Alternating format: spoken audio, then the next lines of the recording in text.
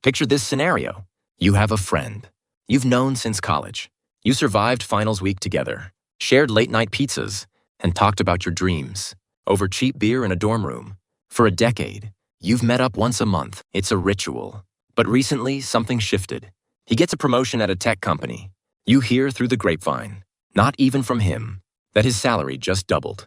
Next time you try to make plans, he suggests a trendy tasting menu place downtown. It's $80 a person minimum. Your budget for dinner is $25. You want to say, "That's way out of my budget." But the words get stuck in your throat. Instead, you say, "Actually, I'm busy that night." You do this once, twice, 3 times. And suddenly, it's been 6 months since you spoke. A 10-year friendship is dead. There was no fight, no betrayal. Nobody slept with anyone's partner. One person just got a raise, and that was enough to quietly kill the friendship. The cause of death was money. Or more specifically, the gap in money. My name is Dean. I spend way too much time obsessing over how money destroys relationships and why nobody has the guts to talk about it. If you've ever secretly checked the menu prices online before agreeing to a dinner, or felt a weird pang of sadness while liking a friend's vacation photo on Instagram, hit that subscribe button. Because today, we are going to talk about the silent killer of adult friendships. There is a formal name for this in psychology: social comparison theory. Proposed by Leon Festinger in 1954, it states that humans evaluate themselves, not by absolute standards, but by comparing themselves to others. Let's say you make $55,000 a year. Objectively, that's around the median individual income in the US. You're fine. But the moment you find out your college roommate makes $150,000, your brain recalculates. Suddenly, $55,000 isn't fine. It's falling behind by $95,000. Your happiness isn't determined by your paycheck. It's determined by your friend's paycheck. I call this the income divergence point. It's the exact moment when the financial trajectories of 2 friends split. Once you cross this point, the physics of the friendship change, and most friendships cannot survive the gravity shift. This isn't just about jealousy. That's too simple. If we look at the neuroscience, it's much darker. A 2007 study published in Science magazine found something fascinating. When participants received $50, their brain's reward center lit up. But when they received $60, while their partner received $30, their reward center lit up even more. Conversely, if they received $60, but their partner received $90, the brain activity dropped. Your brain is hardwired to care about relative rank, not absolute wealth. This isn't a character flaw. It's evolution.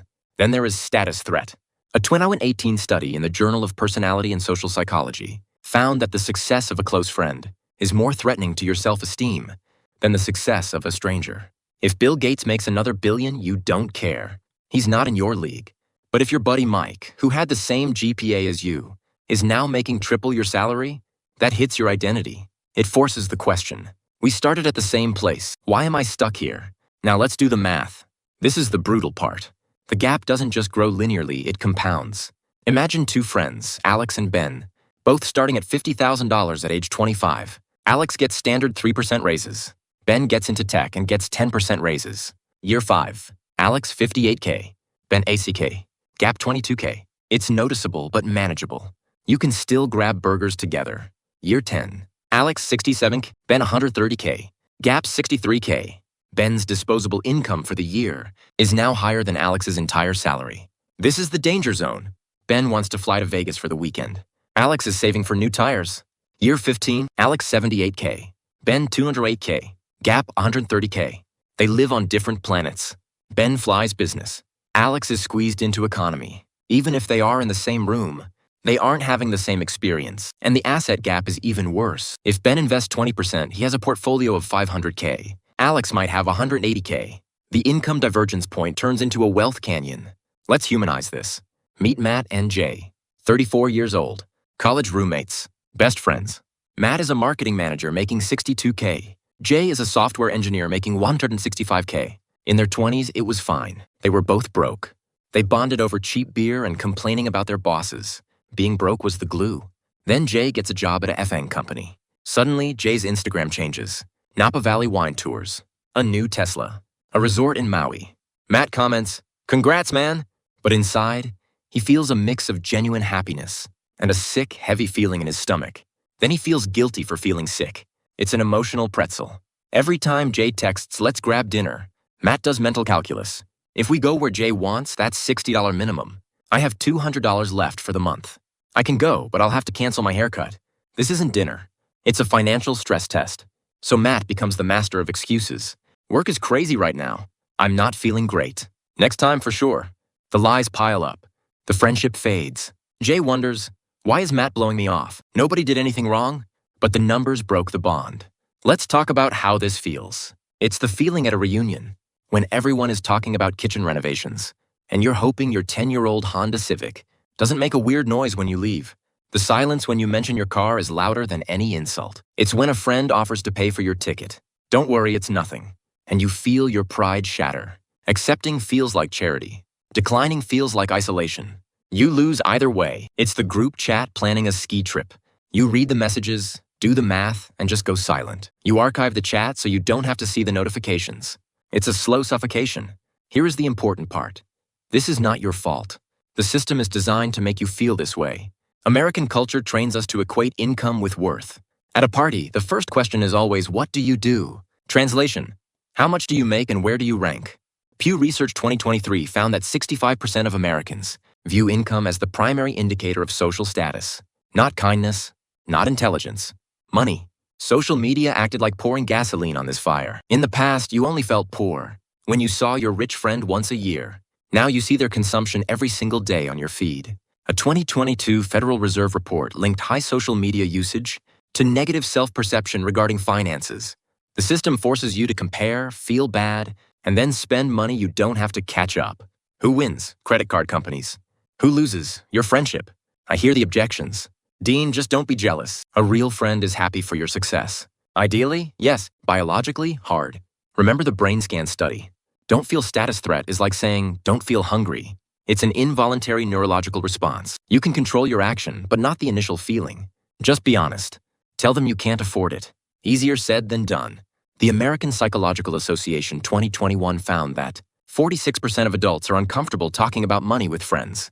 We talk about sex, politics, and trauma before we talk about our bank accounts. It is the last taboo. Just get friends in your tax bracket. This is dangerous. It creates an echo chamber. You lose perspective. It's not a solution, it's segregation. So how do we fix this? Here are 3 strategies to save your friendships from the income gap. Strategy 1, activity anchoring.